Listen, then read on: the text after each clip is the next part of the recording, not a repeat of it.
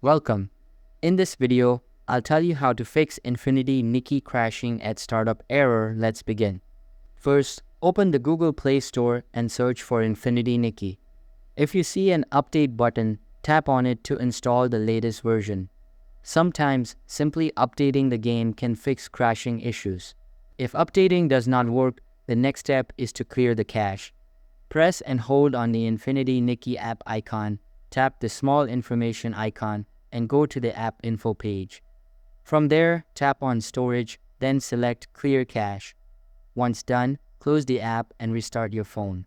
If the issue still continues, you should try reinstalling the game. Press and hold on the Infinity Nikki app, then tap Uninstall. After it is removed, go back to the Google Play Store, search for the game, and reinstall it. This often helps resolve corrupted file issues. That's it for this video. Thanks for watching.